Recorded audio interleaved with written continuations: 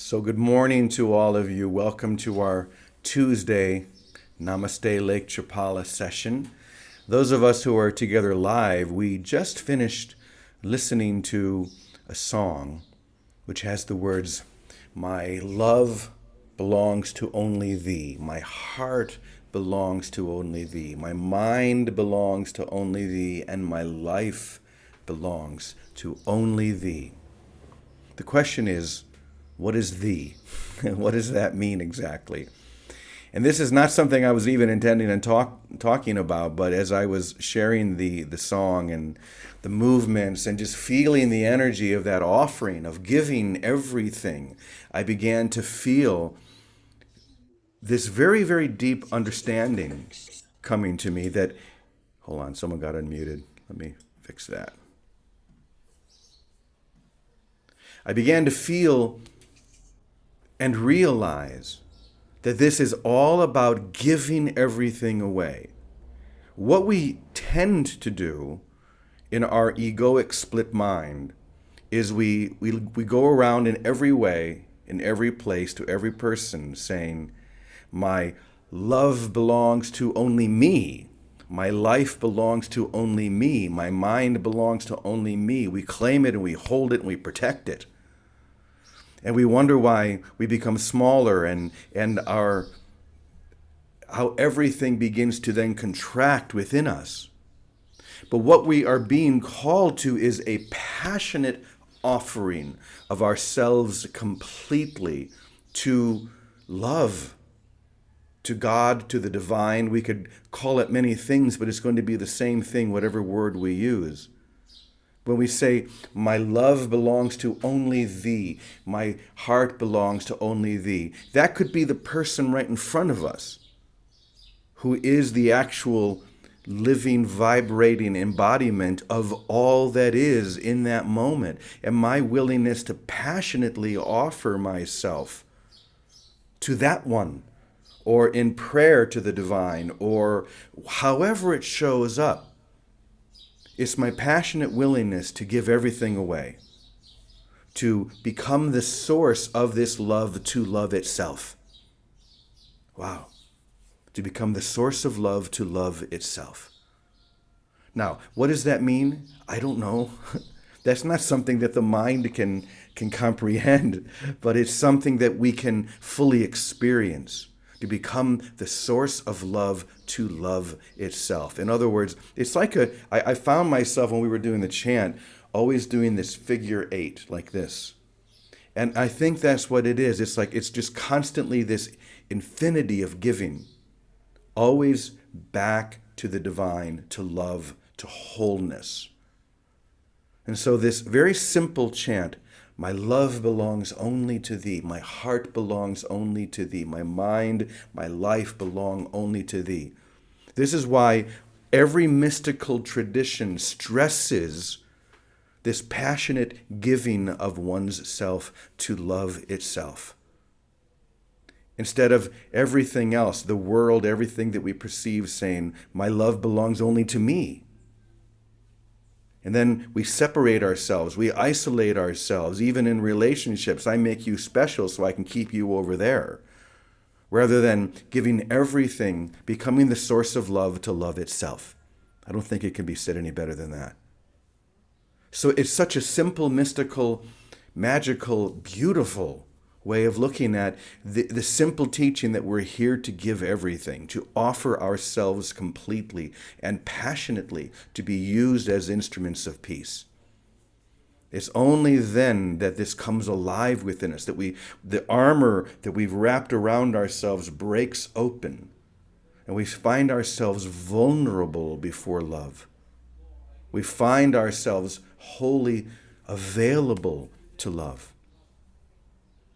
So this is not what I was intending to talk about, but I think it does fit in very nicely, because yesterday we started talking about this really beautiful response, I guess, or offering, that whatever we hear, because we're constantly being bombarded with information, with ideas, with videos, with articles, with news stories, with opinions, And it's impossible to know what is true and what isn't. In fact, it's ultimately none of it's true. But my willingness to get outside that feedback loop, which is always telling me what I want to hear, because that's all perception is a feedback loop telling me what I already believe, just like with Facebook and with YouTube and all of these other social media things. It's only feeding me what I already believe because it knows what I like based on other videos that I've seen or other things that I've clicked on. So it's never going to give me an opposing view. It's never going to give me something that it believes that I don't believe. It's only going to give me what I already think is true. So I get caught in my own feedback loop. And this is why we look at people who maybe have a different opinion than us. And we think, how can you possibly believe something like that? How can you possibly support this person or that person? Or it doesn't even matter what the specifics are. And we wonder, do you live in a different world? And the answer is yes. The answer is we all live in a different world based upon the feedback loop that we're choosing to believe. So how do we get outside that? Well, yesterday we talked about this very, very simple little chant, maybe. And I found myself saying this to several people yesterday after our session, giving me a story, giving me their idea, their belief of what's happening. Someone comes to you and say, this is what's going on out there. This is what's happening out there. And I can choose one of several things. I can say, I agree with you, I disagree with you, or maybe, I don't know. And suddenly we enter into new territory. We're not opposing. We're not trying to make ourselves right and that person wrong, or we're not jumping on the bandwagon.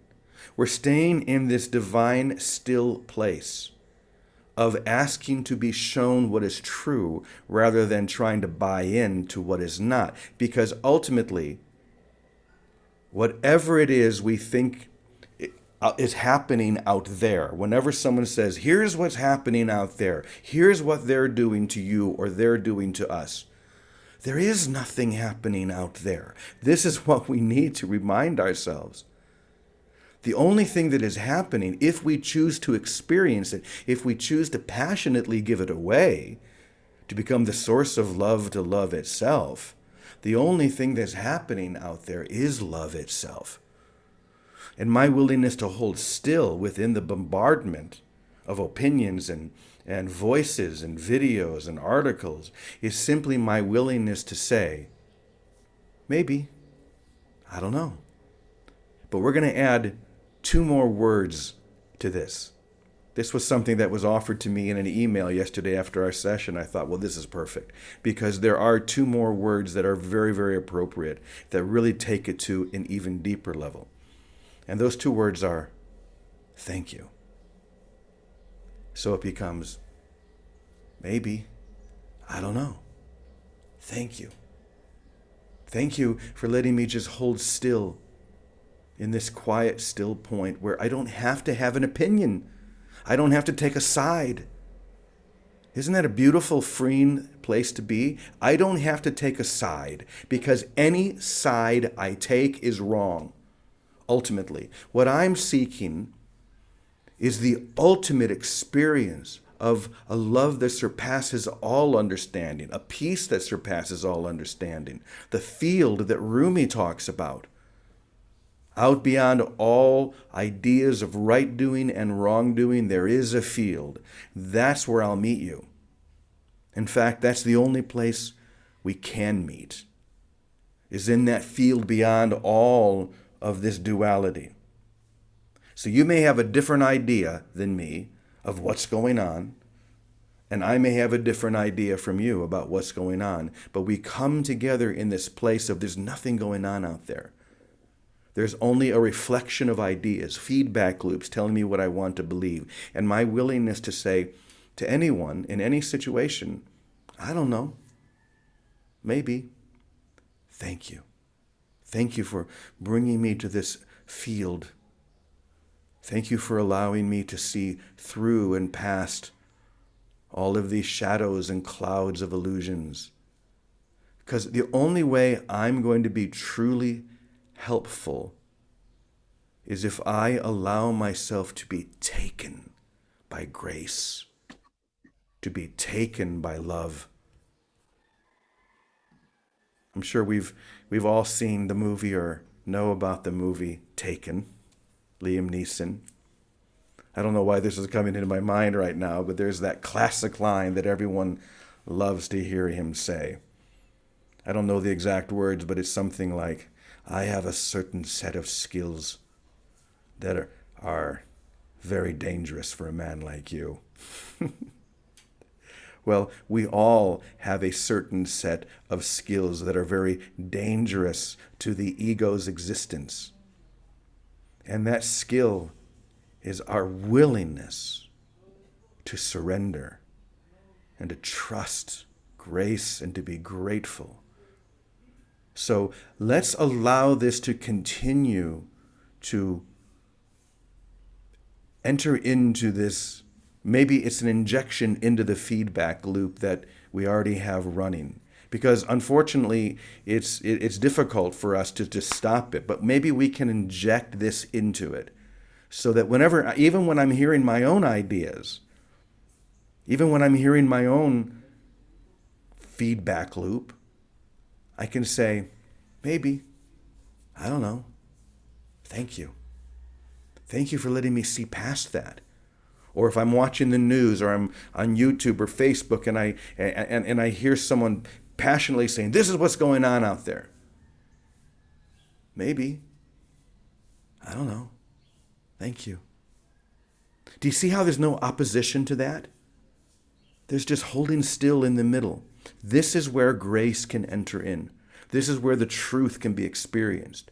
Not in me taking sides. I promise you that me believing what this person says or disbelieving what that person says keeps me locked in. It keeps me locked in. The only way we're going to be free is just to hold still.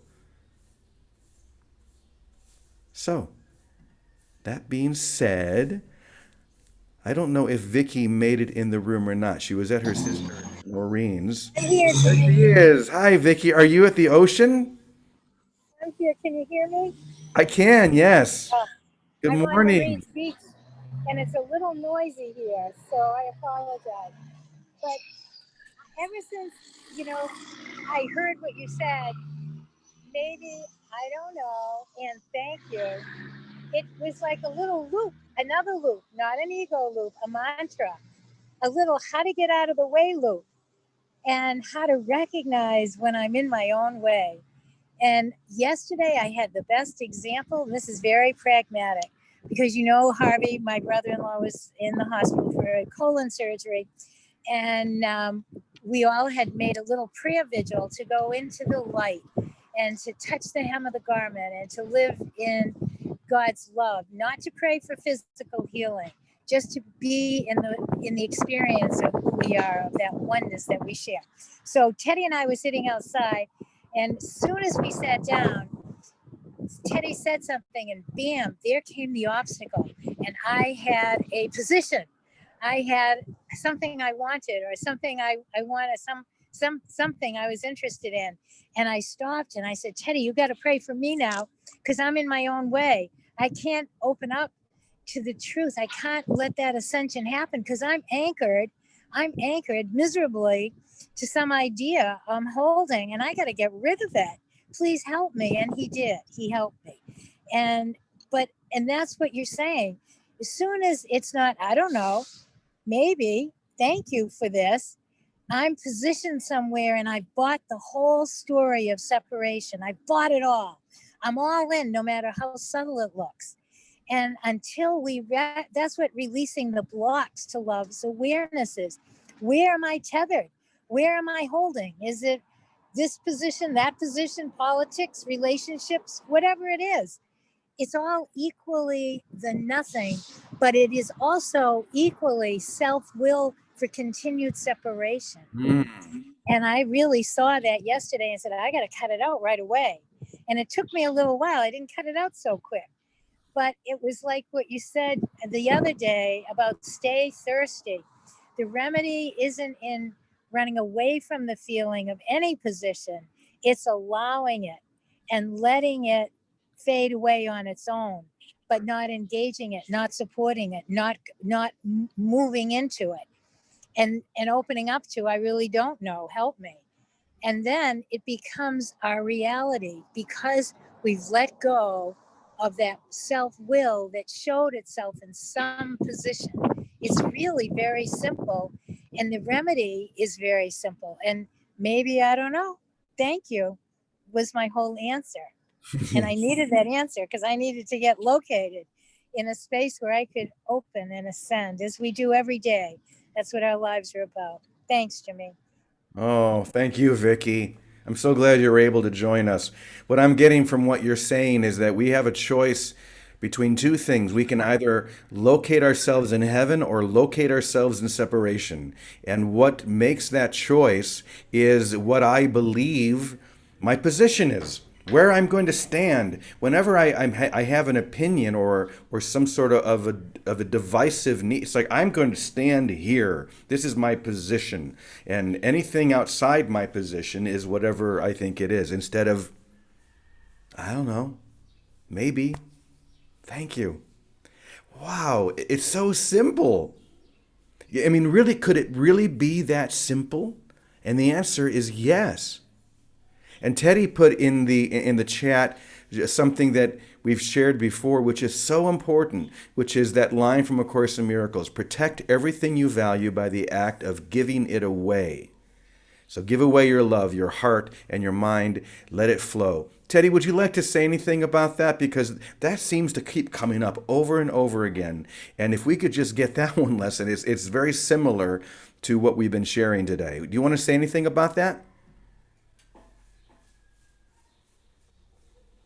I'll give him a second to unmute.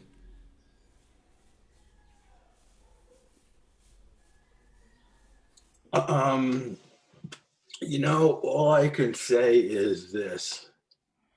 Um, you know, it's in one of the things that I do know for myself is in not knowing, I can ask.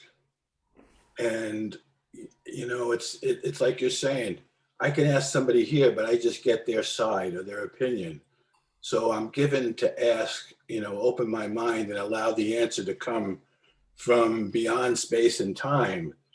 And one of the things that we were talking about the other day is, in one sense, it's not important that we use the name Jesus. But in another sense, to me, it is, because knowing that he's not here and have been here and knowing where he is, when I connect with him and he connects with me through our communication, there's a sense of I know where I am and who I am. And it's not necessarily here because we're joined somehow. And in that union, my safety lies, my love lies, everything's in the union. And I can join with him so readily and easily. And knowing that he knows me the way he knew himself allows me to know that I'm joined with something that's beyond space and time in a way that shows me where I really am and what's really going on.